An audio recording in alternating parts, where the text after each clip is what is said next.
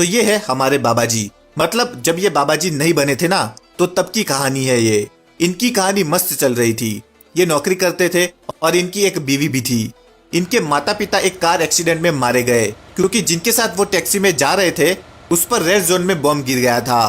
फिर एक दिन बाबा जी की कहानी में बहुत बड़ा ट्विस्ट आया, खुद ही देख लो।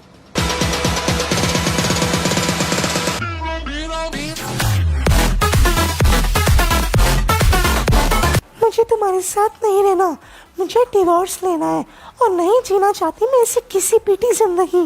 पर हुआ क्या जाने मन, कुछ बताओ तो। आज इतनी बड़ी बात कैसे बोल दी तुमने? मुझे कारण चाहिए, किस लिए ऐसा चाहती हो तुम ये? तुम्हारे पास कुछ नहीं है, तुम बहुत गरीब और लालची हो, मुझे कभी शॉपिंग पर नहीं लेके जाते हो और एक पैसा खर्च नहीं करते तुम मुझ पर, बस यही रीजन है। ये बात तुमको भी पता है, बड़ी मुसीबत से तो नौकरी मिली है। 2000 यूसी मिलते हैं महीने के। इनमें मैं तुमको 9 लाख का हार दिलाऊं या खाने पीने का जुगाड़ करूं? तो फिर बाहर में जाओ तुम और तेरे 2000 यूसी। मैं चली बाहर, देखो मेरा नया बॉयफ्रेंड गाड़ी में लेने आया है मुझे, और एक हीरे की रिंग भी गिफ्ट की थी उसने मुझे कल। अच्छा, तो इसके साथ ऐश करती है तू आजकल? चल भाग साली गोल्ड डिगर, तेरे जैसी लड़की मेरे लायक है ही नहीं। तू क्या मुझे छोड़ेगी? मैं ही तेरे को तलाक देता हूँ। निकल पहली फुर्सत में, चल भाग, तेरी मेडिकिट में पेन किलर, हट। यहीं से बाबा जी की शुरुआत हुई बाबा बनने की। उनकी वाइफ जिसको वो बहुत प्यार करते थे, वो उनको सिर्फ पैसों के लिए छोड़कर भाग गई किसी अमीर बाप की औलाद के साथ। आगे क्या हुआ चलो कहानी में खुद ही देखते हैं। जिसे मैंने इतना प्यार किया, आज वही मुझे छोड़कर भाग गई। मुझे मुंह दिखाने लायक नहीं छोड़ा इसने। एक दिन इससे बदला जरूर लूंगा मैं, पर इस बोझ के साथ मैं जी नहीं पाऊंगा। मैं बाहर निकलूंगा तो लोग मेरा मजाक उड़ाएंगे। मैं सुसाइड कर लेता हूँ, मुझे जिंदा नहीं रहना अब। नहीं यार, इतना कमजोर भी नहीं हूँ मैं। यहाँ से चला ही जाता हूँ, कहीं पहाड़ों पर जाकर रहने लग जाऊंगा। कोई रोकने टोकने वाला भी नहीं होगा वहां पर मेरे पास। ऐसा ही करता हूँ, घर बार सब त्याग कर जा रहा हूँ मैं।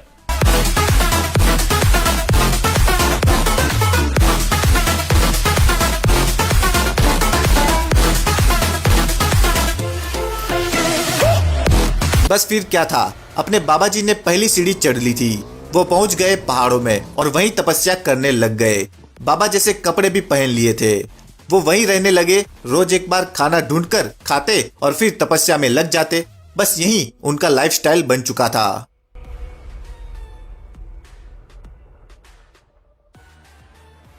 उसके बाद फिर कहानी शुरू हुई हमारे प्यारे फेरो की।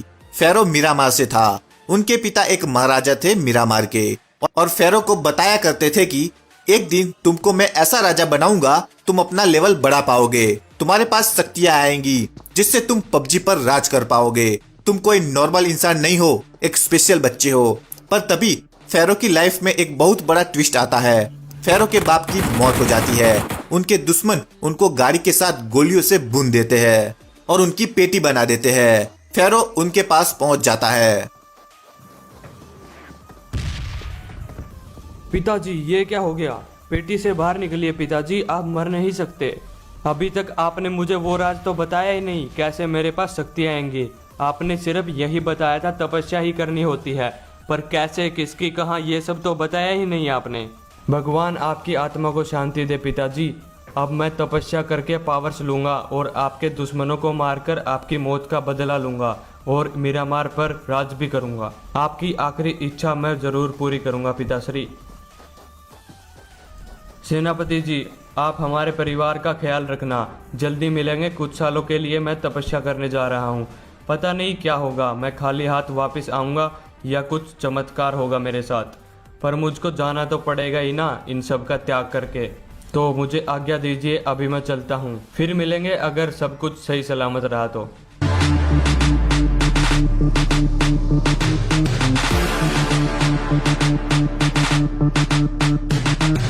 फिर फेरो अपना परिवार सब त्याग कर पहाड़ों में चला गया। वहीं पर बाबा जी भी तपस्या कर रहे थे। वहाँ दोनों की पहली बार मुलाकात होती है और दोनों बातचीत करते हैं।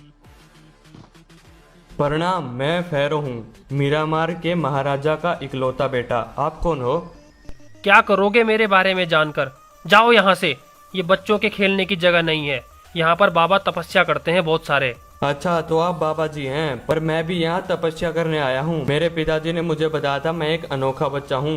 मेरे अंदर पावर्स अपग्रेड होती हैं जो तपस्या से हो सकती हैं, इसलिए मैं भी यहाँ तपस्या करने ही आया हूँ। तुम्हारे पिता इतने बड़े महाराज हैं तो यहाँ किस लिए आए हो?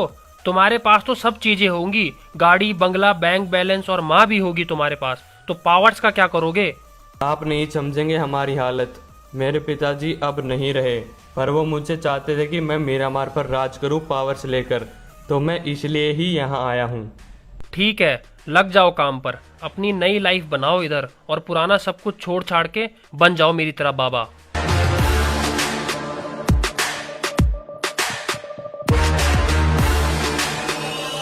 तो यहीं से दोनों बाबा और फेरो अपनी तपस्या शुरू कर देते हैं अपने अपने स्टाइल में। पूरी मेहनत के साथ ये दोनों तपस्या करते रहते हैं पूरे 5 सालों तक। फिर टाइम आ जाता है फल का और इनके सामने प्रकट हो जाते हैं भगवान। देखो आगे क्या होता है।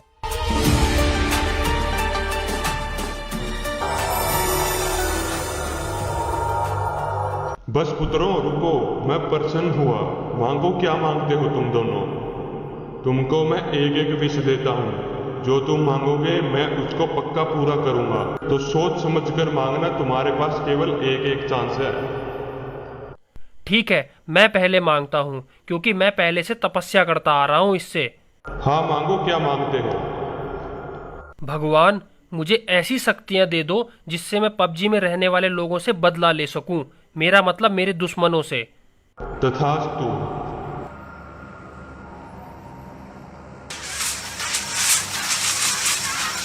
तुम्हारे पास अब ऐसी शक्तियां हैं जिनका यूज करके तुम अपना प्रोटेक्शन कर सकते हो अपने दुश्मनों से, और इससे कहीं भी कभी भी गायब भी हो सकते हो। अब मेरी बारी भगवान जी। मेरे पिताजी कहते थे मैं सबसे अलग हूँ, मेरे अंदर कुछ लेवल्स हैं जो अपग्रेड होते हैं, मुझे भी अपग्रेड होना है। तथास्तु।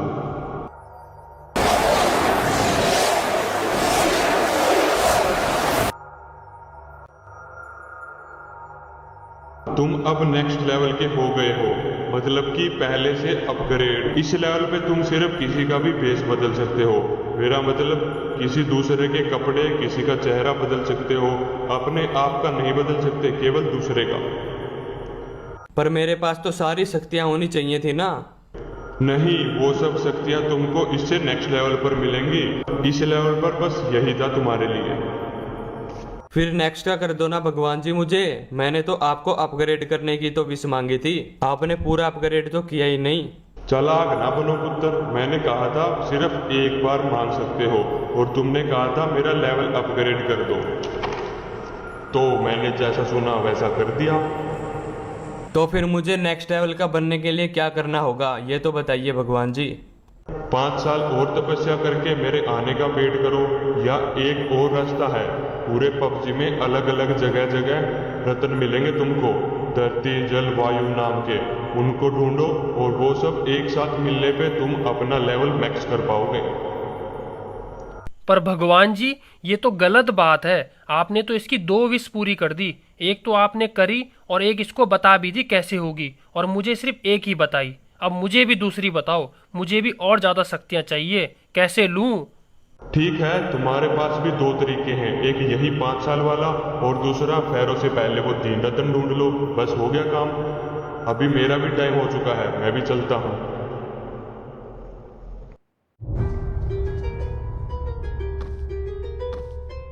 देखो बाबा जी, मेरा लेवल अपग्रेड करना आपसे जरूरी है, क्योंकि मुझे अपने मरे हुए पिताजी की आखिरी इच्छा पूरी करनी है। भाड़ में जाए तू और तेरा बाप, वो सारे रतन तो मैं ही ढूंढ कर लाऊंगा तेरे से पहले। एक इरेंगल वाला तो मुझे पता ही है, मैं चला लेने। मैं तुमको छोड़ूंगा नहीं बूढ़े बाबा।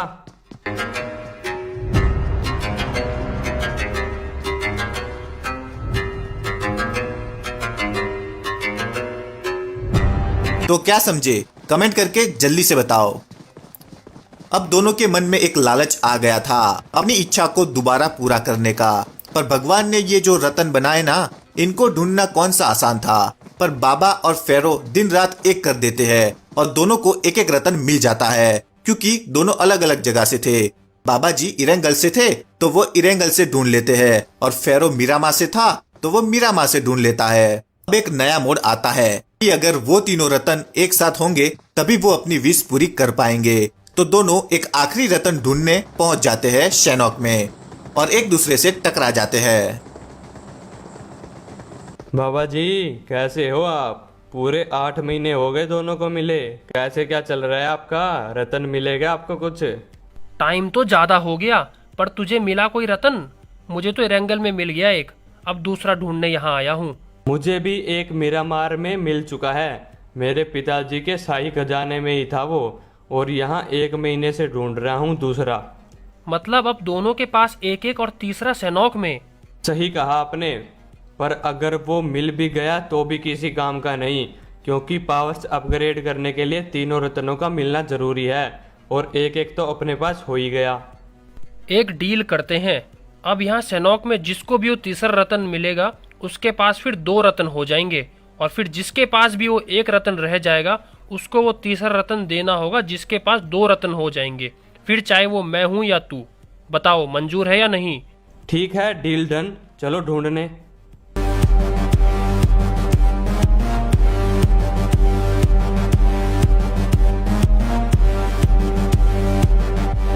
फिर वो यहाँ बहुत दिनों तक लगे रहे। फिर आखिरकार फेरो की किस्मत चमकी और उनको वो दूसरा रतन जो शैनॉक में था वो मिल जाता है, और वो उसे लेकर वहां से जाता है बाबा जी को ढूंढने, क्योंकि अब बाबा जी को वो तीसरा रतन फेरो को देना ही पड़ेगा जैसे उनकी डील हुई थी। क्या बात है, मुझे 2 रतन मिल चुके हैं। अब मुझे बाबा जी से तीसरा रतन लेकर अपने आप को मैक्स करना है, फिर मैं मेरे पिताजी की मौत का बदला लूंगा उनके दुश्मनों से, और राज भी करूंगा अपनी पावर से मीरामार पर।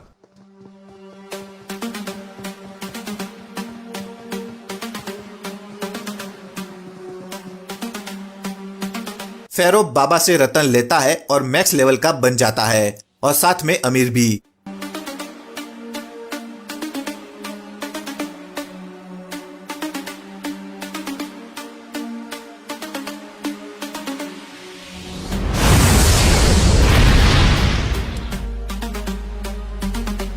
फिर वो बाबा को भगा देता है और बाबा भी बदला लेने के लिए दोबारा 5 साल तक तपस्या करने वापस आ जाते हैं। उधर फेरो अपने घर जाता है तो देखता है कि उनके दुश्मनों ने उनके सारे परिवार को मिटा दिया। फिर फेरो अपने पावर से सबको खत्म कर देता है जो उनके महल पर कब्जा करके बैठे थे।